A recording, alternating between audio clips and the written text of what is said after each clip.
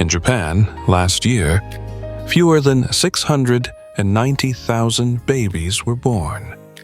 That is the lowest number since records began, back in 1899. Now, here is the strange part. Japan's unemployment rate is just 2.5%, one of the lowest on Earth. There are jobs everywhere. There simply aren't enough people to fill them.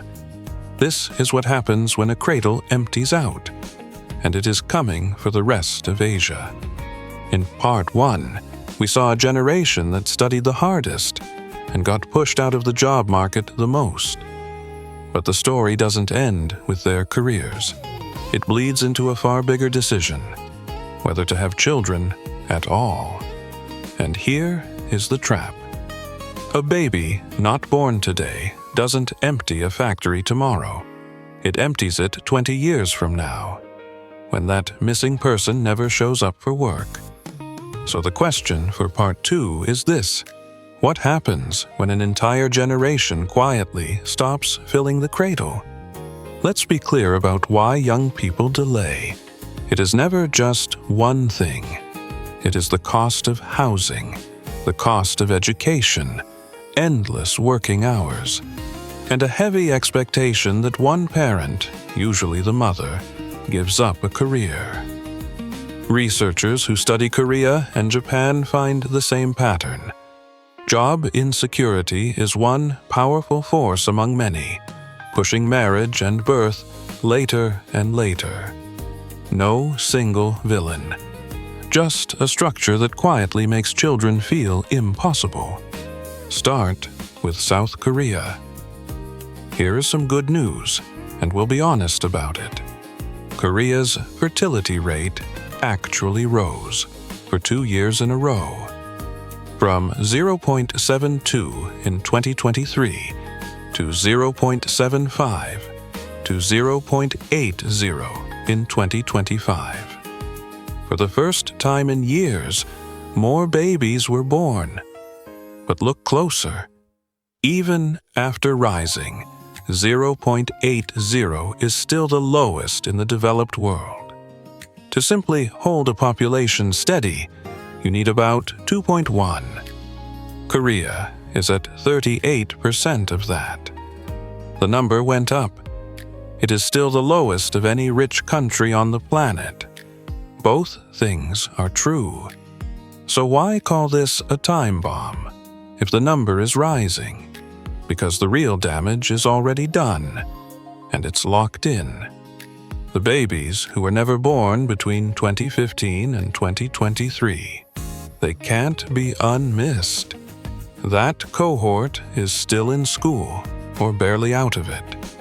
They won't reach the job market until the late 2030s and the 2040s.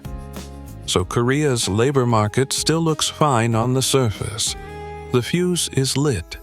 The blast just hasn't arrived yet.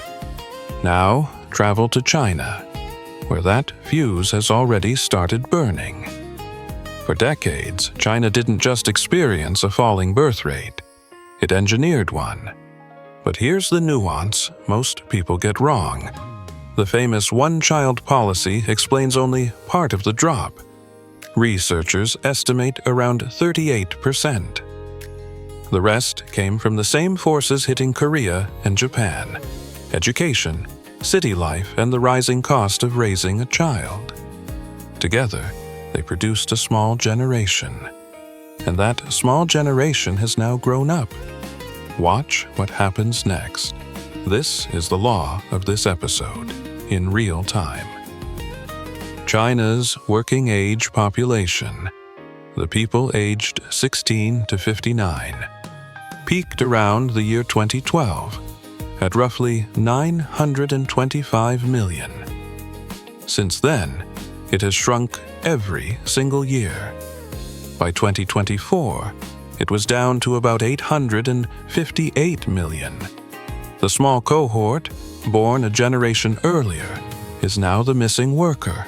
China grew old before it grew rich. The bill for a demographic decision arrived, almost exactly one generation later. And finally, Japan. where the bomb has already gone off. Japan's fertility fell below replacement level back in the 1970s.